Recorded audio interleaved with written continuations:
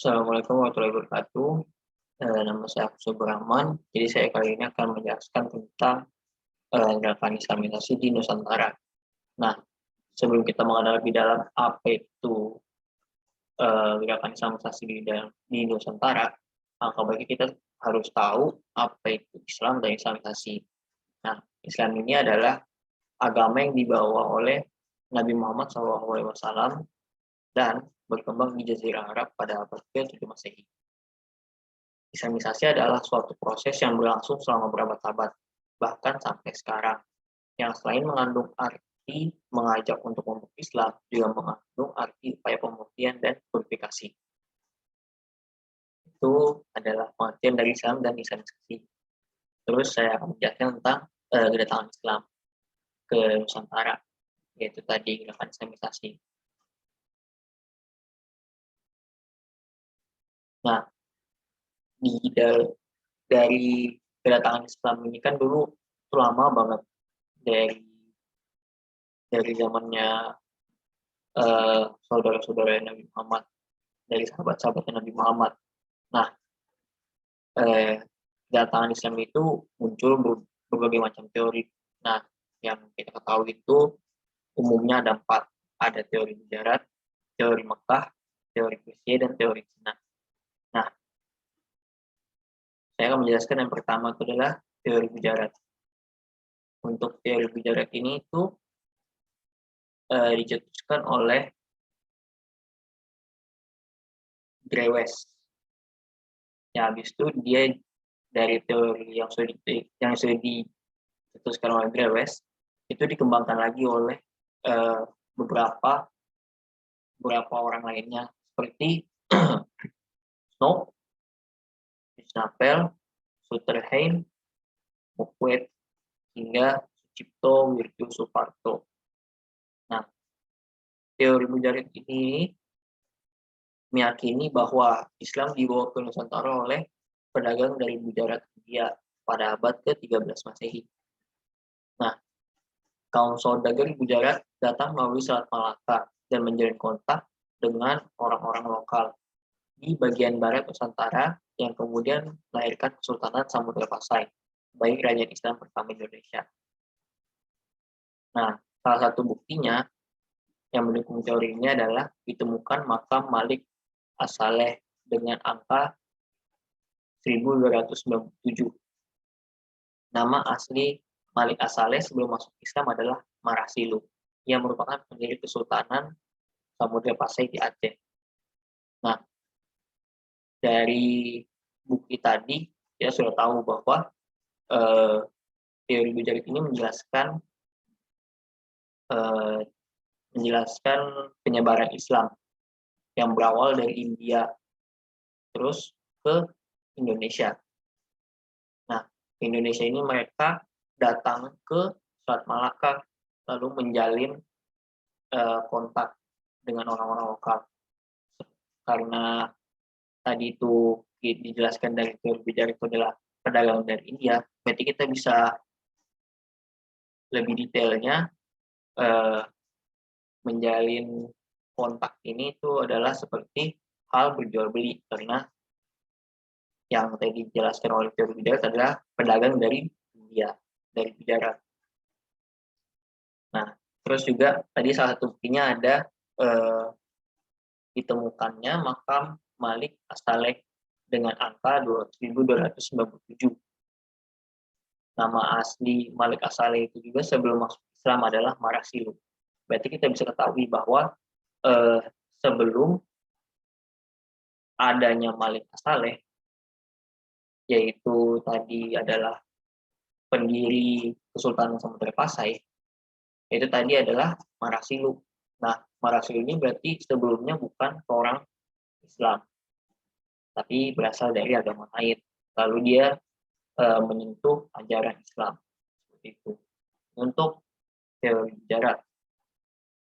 Nah, terus juga ada juga salah satu bukti lainnya, yaitu ditemukan pula batu nisan lain di pesisir utara Sumatera bertanggal 17 Zulhijjah 831 Hijriah atau 27 September 1428 Masehi.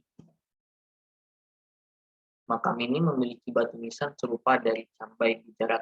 Nah, berarti sudah diketahui kan bahwa di sini itu juga sudah dijelaskan batu nisan yang ditemukan tadi itu mirip dengan batu nisan yang ada di Gujarat, di Cambai. Itu salah satu buktinya juga selain tadi dari Malik As-Saleh. Terus lanjut ke teori kedua, yaitu teori Mekah.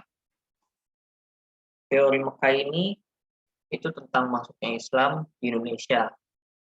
Diperkirakan berasal dari Timur Tengah, yaitu tepatnya Arab atau Mekah. Nah, teori ini itu dicetuskan oleh Van Leur, terus ada Anthony Jones, Arnold, hingga Abdul Malik Al-Karim atau Buya Hamka. Nah, menurut Buya Hamka sendiri, Islam ini sudah menyebar di Nusantara sejak abad 7 Masehi. Nah, itu terbukti dari bukunya Hamka yang berjudul Sejarah Umat Islam, yang menjelaskan salah satu bukti yang menunjukkan bahwa Islam masuk ke Nusantara dari orang-orang Arab. Nah, bukti yang diajukan oleh Buya Hamka adalah naskah kuno dari Cina yang menyebutkan bahwa sekelompok bangsa Arab telah bermukim di kawasan pantai barat Sumatera pada 625 Masehi. Di kawasan yang pernah dikuasai oleh Kerajaan Sriwijaya. Itu juga ditemukan nisan kuno bertuliskan nama Syekh Rukunuddin, wafat tahun 672 Masehi. Nah, ini juga kita bisa lihat kan tadi salah satu bukti nyatanya yaitu ada ditemukannya batu nisan kuno di kawasan yang pernah dikuasai oleh Kerajaan Sriwijaya yang bertuliskan nama Syekh Rukunuddin yang wafat pada tahun 672 Masehi. Itu adalah bukti nyatanya. Nah, terus juga sebagian dari dagang Arab tersebut kemudian menikah dengan warga lokal dan membentuk komunitas Islam. Mereka bersama-sama kemudian melakukan kegiatan dakwah Islam di berbagai wilayah di Nusantara. Nah, itu untuk teori Mekah atau teori Arab, sebutan lainnya. Terus lanjut ke teori ketiga, yaitu teori Persia.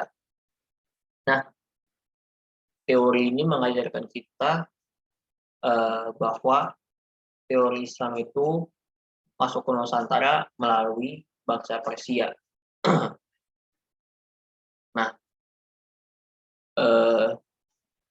pencetus dari teori Persia ini itu adalah Umar Amir Hussein dan Hussein Jajaningrat.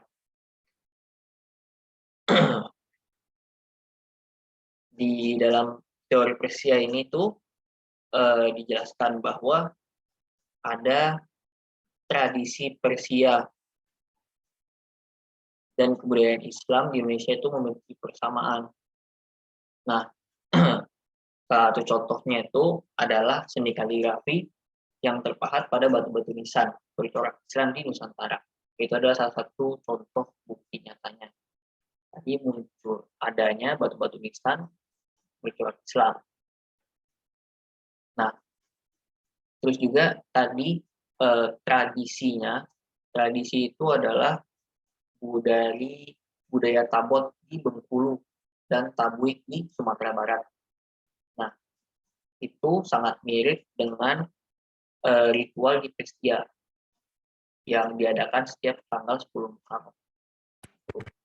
Nah, jadi itu seperti yang kita tahu, bukti nyatanya di teori Persia ini adalah tadi itu ada seni kaligrafi yang terpahat pada batu-batu nisan bercorak Islam di Nusantara, dan adanya kemiripan budaya Tabot di Bengkulu dan Tabuik di Sumatera Barat yang serupa dengan ritual di Persia setiap tanggal 10 Muharram. Terus yang terakhir ada teori Cina. Nah, di teori Cina ini mengajarkan kita eh, Islamisasi itu berawal dari Cina. Nah, ajaran Islam ini berkembang di Cina pada masa dinasti Tang, yaitu 618 hingga 905 Masehi, dibawa oleh panglima Muslim dari kekhalifahan di Madinah semasa era Khalifah Utsman bin Affan, yaitu Sa'ad bin Abi Waqqas. Buktinya adalah banyak pendakwa Islam keturunan Cina yang punya pengaruh besar di Kesultanan Demak, kerajaan Islam pertama di Jawa. Seiring dengan keruntuhan kemaharajaan Majapahit pada perjalanan abad ke-13 Masehi. Sebagian dari mereka disebut Wali Songo. Nah, tadi itu sudah ada bukti nyatanya, yaitu yang pertama ada pendakwa Islam keturunan Cina, yaitu yang tadi memperkuat si teori Cina ini. Nah, terus yang kedua yaitu seiring dengan keruntuhannya kerajaan Majapahit pada perjalanan abad ke-13 Masehi, itu ada beberapa orang di sana disebut dengan Wali Songo. Dari namanya aja Wali Songo, ya, itu dari bahasa Jawa, yaitu 9 wali. Nah, Wali Songo ini itu adalah menjadi salah satu faktor terjadinya penyebaran Islam di Nusantara yang pas itu terjadi. Nah, terus juga untuk teori Cina ini juga ada dukungan kuat dari salah satu buku sejarah yang dituliskan oleh Nanas Pratna. Diungkapkan Kesultanan Demak didirikan oleh Raden Patah, putra Raja Majapahit, dari istri seorang perempuan asal Cina yang telah masuk Islam. Raden Patah yang memiliki nama Cina Jin Bun memimpin Demak bersama Wali Songo sejak 1500 Masehi. Dan kita ketahui bahwa kerajaan Majapahit ini dia itu bercorak Hindu-Buddha. Tidak disebutkan di situ bercorak Islam atau Islam Buddha atau Islam Hindu, hanya Hindu-Buddha, tidak ada Islamnya. Itu bisa kita ketahui bahwa teori Cina ini mempunyai dukungan kuat. Tadi itu salah satunya adalah mempunyai pendakwah Islam dari keturunan Cina, yang pertama. Yang kedua, dari runtuhnya kerajaan Majapahit itu ada orang-orang yang muncul, yaitu disebut dengan Wali Songo. Terus yang terakhir itu adalah dari Kesultanan Demak itu munculnya Raden Patah. Nah, Raden Patah ini adalah anak putra dari Raja Majapahit yang mempunyai istri perempuan yang berasal dari Cina yang telah memeluk Islam. Nah, itu dia. Itu adalah bukti dari bukti nyata dari teori Cina. Jadi dari 4 teori itu mereka mempunyai bukti-bukti yang unik gitu, tiap teorinya. Nah, terus lanjut ke tahap perkembangan Islam di Nusantara. Nah, di sini tuh ada 1, 2, 3, 4, 5, 7, ada 7 tahap perkembangan Islam di Nusantara. Yang pertama yaitu adalah penyebaran Islam melalui peranan kaum pedagang. Nah, seperti kita ketahui tadi dari teori Gujarat, itu adalah kaum pedagang yang berasal dari India. Itu mereka berinteraksi dengan penduduk-penduduk lokal yang ada di Nusantara dan juga mereka menetap.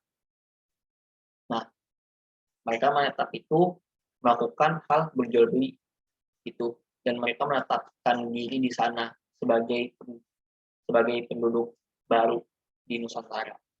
Nah, itu adalah salah satu mengapa dulu kaum pedagang dari luar itu kaum pedagang dari luar itu yang beragama Islam itu bisa tiba-tiba kenapa kok di Nusantara itu ada agama yang bernama Islam gitu. Nah, terus juga ada dari perkawinan. Nah, dari perkawinan tadi itu kita juga sudah kita ketahui dari teori Gujarat. Dari teori Gujarat. Nah, karena tadi pedagang-pedagang dari Gujarat itu mereka menetap dan tinggal di Nusantara, mereka itu selain berinteraksi, mereka kan menetap diri di sana. Nah, mereka tuh melakukan perkawinan untuk mempunyai keturunan di sana. Itu nanti pengennya mempunyai keturunan yang beragama Islam, biar bisa menumbuhkan agama-agama Islam di sana. Karena kan dulu di sana di Nusantara itu agama Islam itu belum terkenal baik. Yang di sana yang terkenal baik itu adalah Hindu Buddha gitu. Dan terus ada penyebaran Islam melalui peran para wali dan ulama. Maksud dari wali dan ulama ini itu adalah yang tadi yang kita dengar dari teori Cina, yaitu Songo, dan juga tadi dari teori Asia. Nah, Wali Songo ini memang perannya itu sangat sangat berimpact besar untuk perkembangan Islam pada saat itu. Kalau misalnya tidak ada mereka itu mungkin saja agama Islam pada saat itu tuh sangat susah berkembang karena tidak ada yang mengajarkan gitu. Dan juga ini kan ada nih penyebaran Islam melalui pondok pesantren. Nah, pondok pesantren ini itu lebih banyak sekali dikenal di Jawa karena bukan dikenal di Jawa saja, tapi itu memang banyak hampir istilahnya itu hampir semua adalah di Nusantara, di Indonesia ini. Nah, cuman dulu pondok pesantren ini itu lebih terkenal di Jawa itu karena dari Wali Songo itu sendiri. Jadi Wali Songo ini mendapatkan ilmu banyak dari Islam itu sendiri, dari orang yang mengajarkan kepada mereka, lalu mereka tuh menerapkan itu di kehidupan sehari-hari gitu. Yaitu tadi dari perdagangan, yaitu kehidupan sehari-hari melalui dari perkawinan, lalu ke pondok pesantren. Nah, terus juga ada penyebaran Islam melalui tasawuf, dan ini ada juga penyebaran Islam melalui kesenian.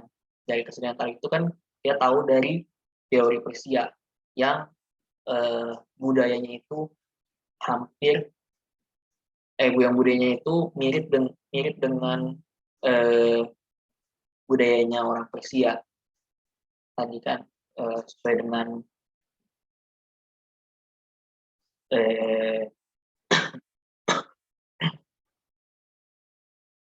yaitu budayanya itu mirip dengan suku Tabot di Bengkulu dan Tabuik di Sumatera Barat gitu. Itu juga menjadi salah satu kenapa kok bisa sih kayak Islam itu dulu bisa berkembang pesat. Itu juga salah satunya dari kesenian. Dan yang terakhir itu adalah mengenai kekuasaan atau politik. Kekuasaan itu ya tadi itu dia dari runtuhnya kerajaan Hindu Buddha, kerajaan Hindu, kerajaan Buddha. Nah, muncullah kerajaan bercorak Islam, bercorak Muslim.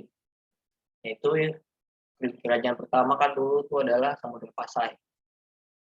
Nah, dari fase itu baru muncul kayak kerajaan-kerajaan Islam Islam lain seperti Kerajaan Demak. Kerajaan Demak itu kan juga tadi sudah dijelaskan dari salah satu teori tadi, yaitu dari teori Cina, ya kan. Dari runtuhnya Kerajaan Majapahit yang bercorak Hindu Buddha, muncullah Kerajaan Demak yang bercorak Islam. Nah, dan juga salah satu sultannya, Sultanan Demak itu berasal dari uh, putra putra Majapahit yang mempunyai istri seorang Cina yang sudah memeluk Islam. Ya. Nah, terus ada Islam Indonesia. Islam di Indonesia ini memiliki corak dan karakter yang beragam, baik dari sisi pemikiran maupun gerakan. Keragaman ini tercermin dari banyaknya organisasi keislaman dan kelompok kepentingan atas nama Islam dari waktu ke waktu semakin bervariasi. Nah, untuk kelompok-kelompok ini kan dulu ya yang kita ketahui itu adalah Wali Songo, dan sekarang itu udah semakin berjalannya waktu banyak organisasi keislaman makin banyak gitu. Nah, keragaman tersebut tidak jarang menimbulkan perbedaan dan persaingan yang sangat dinamis. Relasi antar organisasi ini juga tidak simetris atau paralel, tetapi seperti sarang laba-laba yang satu titik dengan titik lain bisa saling berhubungan seperti tadi. Jadi ya walaupun memang setiap organisasi itu mereka mempunyai perbedaan gitu, tapi intinya tetap sama, yaitu menyebarkan ajaran Islam. Nah, terus untuk refleksinya itu apa sih yang bisa menyebabkan terjadinya Islamisasi di Nusantara? Nah, alasannya adalah kok bisa sih ada Islamisasi Indonesia itu karena di Indonesia itu masyarakatnya mudah untuk menerima ajaran baru seperti itu. Ya, ibaratnya itu untuk sekarang ya, gampangnya itu kita bisa melihat adalah ajaran budaya Barat seperti mengenakan celana jeans seperti itu. Ketika orang-orang Barat menggunakan celana jeans, lalu tiba-tiba celana jeans itu masuk ke Nusantara, orang-orang Indonesia ini, masyarakat Nusantara ini, mereka langsung langsung berbaur dengan budaya baru itu gitu. Terus juga Islamisasi ini tuh yang kita ketahui adalah ajarannya sederhana, terus juga mudah dimengerti seperti itu. Apalagi dulu kan yang kita ketahui adalah bukan dulu, yaitu dari teori-teori yang sudah tadi kita pelajarin, itu adalah rata-rata adalah proses hubungan perdagangan. Nah, kepala dari situ kan dari perdagangan, dari pedagang-pedagang luar yang sudah diciptakan oleh teori Mujarab, teori Mekah, teori Persia, dan teori Cina, itu mereka semua tuh kan pasti beragama Islam. Nah, mereka masuk Indonesia itu, masuk ke Nusantara ini, mereka tidak segan-segan untuk mengajari ilmu-ilmu baru. Itu tadi ya, ilmu yang belum dikenal di sana pada saat itu adalah ilmu Islam, ilmu dari agama Islam. Makanya Islam pada saat itu ingin berusaha gitu, orang-orang Islam pada saat itu, yang orang pedagang Islam itu ingin berusaha untuk menyebarkan ajaran Islam di sana. Makanya muncul seperti tadi itu tokoh-tokoh besar, Wali Songo, muncul kerajaan Islam, seperti Samudra Pasai, Kerajaan Demak, dan lainnya seperti itu. Itu yang terjadi pada saat itu. Makanya kok bisa eh, apa? Kok bisa sih ada islamisasi di Nusantara gitu? Penyebabnya itu apa? Gitu. Nah, penjelasannya sih itu saja. Kurang lebih. Maaf. Assalamualaikum warahmatullahi wabarakatuh.